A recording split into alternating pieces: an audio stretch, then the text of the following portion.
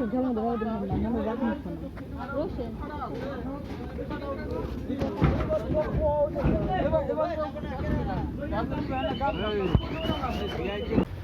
alaikum dear friends or brothers and sisters.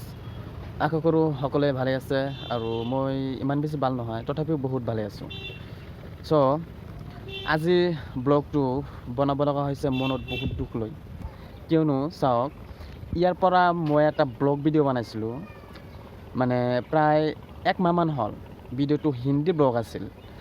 তেতিয়া মই ভাবিছিলোঁ যে মই হিন্দীত ব্লগ বনাম, কিন্তু তাৰপিছত মই লেংগুৱেজটো চেঞ্জ কৰি পেলালোঁ।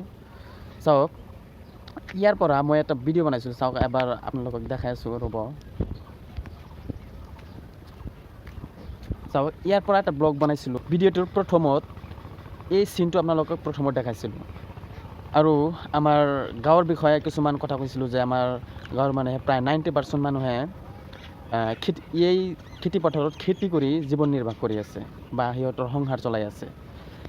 এইখন খেতি পথাৰত আমাৰ গাঁৱৰ সকলো মানুহে খেতি কৰে। ঠিক তেনেদৰে মোৰো দেউতা এইখন খেতি পথাৰত 1 বিঘামান মাটি আছে, তাতে খেতি কৰি আমাৰ সংসাৰখন চলাই আছে। প্ৰায় 20 বছৰমান হ'ল মোৰ দেউতা এইখন খেতি পথাৰত 1 বিঘা মাটিত খেতি কৰি আছে, এতিয়াও কৰে। সেই ব্লগটো যে বনাইছিলোঁ মই, সেই ব্লগটো আছিল হিন্দীত, ভিডিঅ'টো চাব পাৰে। চ' আজি আকৌ সেই ঠাইখন দেখাব লগা হৈছে, কিয়নো মনত বহুত দুখ লাগিছে। প্ৰায় 30 বছৰমান আগতে মোৰ দেউতাকৰ ভাইবিলাক বা হয়তো মোৰ ককা জেঠায়ে কি কৰিছে, মাটিখিনি যিখিনি মোৰ দাদাৰ সম্পদ আছিল গোটেইখিনি ভগাই লৈছে। মানে ভগাই লোৱাৰ পিছতে প্ৰতিজনৰ ভাগত পৰিছে 1 বিঘাকৈ। চাওক। চ' ফ্ৰেণ্ডছ, ভিডিঅ'টো চাই থাকক। এই দৃশ্যখন দেখুৱাৰ অলপ হ'লে কিবা উদ্দেশ্য আছে। তো ভিডিঅ'টো চাই থাকক, বলক ভিডিঅ'টো ষ্টাৰ্ট কৰোঁ। ডিয়াৰ ফ্ৰেণ্ডছ, আপোনালোকে হয়তো নিশ্চয় শুনা পাইছে যে অলপমান মাটিৰ কাৰণে ভাই মৰামৰি কটাকটি কৰি থাকে। কিন্তু অলপমান মাটিৰ কাৰণে ভাই মৰামৰি কটাকটি কিয় কৰে, কাৰ বাবে কৰে, কিহৰ বাবে কৰে? আচলতে এনেকুৱা এটা পৰ্যায়ত চলি যায় সিহঁতে ভাই যে নিজৰ বাইক হত্যা কৰি পেলায়। কিয় এনেকুৱা হয়, কিহৰ কাৰণে হয়? যোৱাকালি মোৰ দেউতাকৰ লগত এনেকুৱা এটা ঘটনা প্ৰায় হৈছিলে। ইয়াৰ পৰা বুজিব পাৰিব যে কিহৰ কাৰণে হয়, বা এনেকুৱা এটা ষ্টেপত চলি যায় সিহঁতে যে নিজৰ ভাইক হত্যা কৰি পেলায়। চ' ভিডিঅ'টো চাই থাকক, স্কিপ নকৰিব।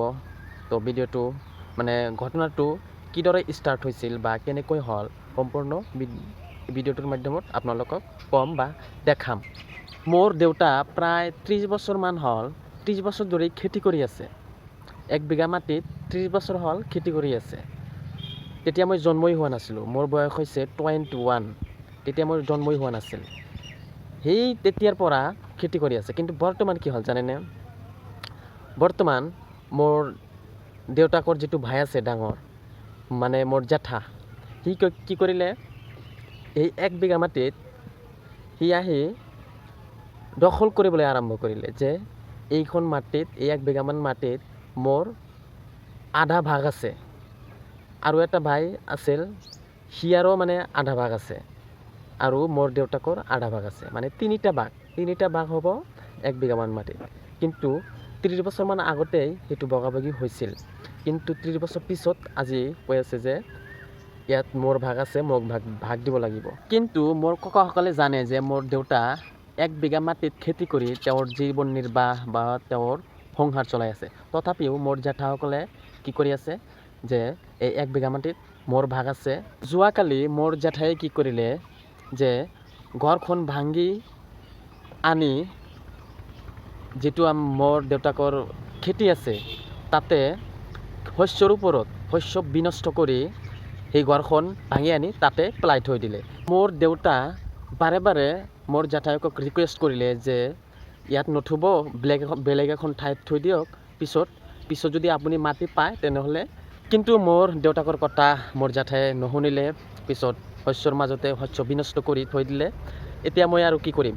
সিহঁতৰ মানে 4-5টামান ভাই এক হৈছে, মানে মাটি লাগিবই কিন্তু এইখিনি কৰাৰ পিছতো মোৰ দেউতাকে একো কোৱা নাই তেওঁলোকক যদি মোৰ দেউতা ইচ্ছা কৰিলে হয় বহুত কিছু কৰিব পাৰিলে হয় কিন্তু মোৰ দেউতা কৰা নাই যদি শস্য বিনষ্টকাৰীৰ ওপৰত যদি এটা অভিযোগ লিখি থানাত জমা দিলে হয় তেতিয়া মানে বহুত বেজাল হ'লে হয় কিন্তু সেইটো কৰা নাই আৰু একো গালিও দিয়া নাই মানে একো কৰা নাই এৰি দিছে কি কৰিব কাৰণ সিহঁতে ডাঙৰ ভাই ডিয়াৰ ফ্ৰেণ্ডছ ভিডিঅ'টো চাই থাকক যোৱাকালি আমাৰ খেতি পথাৰত কি বস্তু বিনষ্ট কৰিলে তাকে এই ভিডিঅ'টোৰ মাধ্যমত সকলো চিন্তু দেখাম ভিডিঅ'টো চাই থাকক আৰু আপোনালোকক এটা ৰিকুৱেষ্ট কৰিম যে অলপমান মাটিৰ কাৰণে ভাই যাতে মৰামৰি কটাকটি নকৰে কিয়নো এদিন নহয় এদিন মৰিব লাগিবই এইটো 100% চিয়'ৰ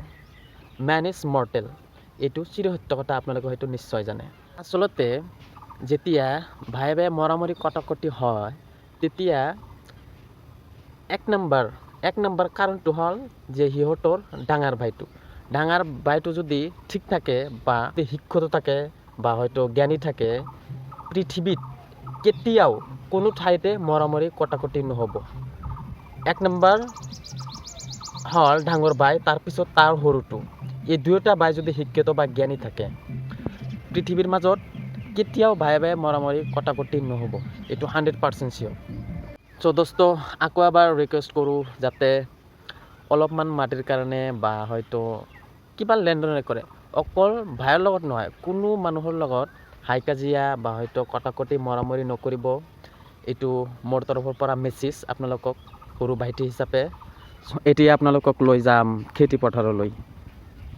ভিডিঅ'টো চাই থাকক এয়া চাওক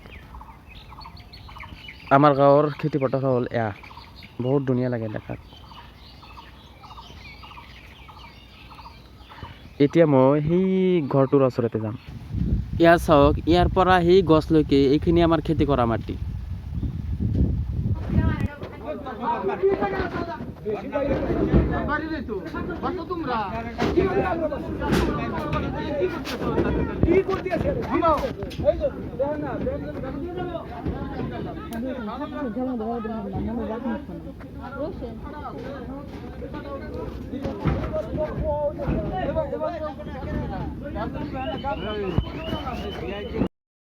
আৰু এইটো দৃশ্য চাওক নিজৰ ককায়ে যে এনেকৈ নিজৰ ভাইৰ ক্ষতি কৰিব পাৰে এইটো মই পৃথিৱীত দেখাই নাই এনেকুৱা মানুহ চাওক কেনেকৈ ঘৰ ভাঙি আনি মানে খেতিৰ ওপৰত থৈ আছে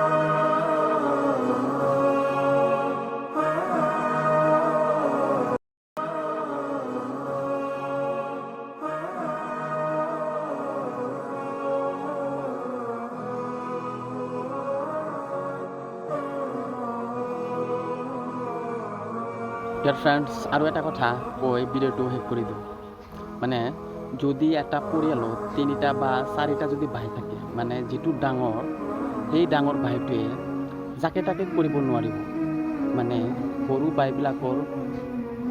ভাইবিলাকক কষ্ট দি যাকে তাকে কৰিব নোৱাৰিব ডাঙৰ হ'লেই যে সেইটো কৰিব পাৰিম তেনেকুৱা নহয় সৰু ভাইবিলাকক মৰম কৰিব লাগিব তেহে আপোনাক সন্মান কৰিব লগতে সৰুসকলক সন্মানো কৰিব লাগিব কেতিয়াবা ডাঙৰ ভাইসকলে ভাবি থাকে যে মই ডাঙৰ মই যি কম তাকে শুনিব তাকে কৰিব লাগিব সেইটো কিন্তু নহয় আপুনি যদি কিবা এটা কাম কৰিব বা হয়তো কিবা এটা ডিসিশন লৈছে সৰু ভাইবিলাকৰ লগত পৰামৰ্শ কৰিব লাগিব এইটোৱে কৰিব চ' আজিৰ ভিডিঅ'টো সমাপ্ত কৰিলোঁ থ্যাংক ইউ ফৰ ৱাচিং মাই ভিডিঅ' বাই বাই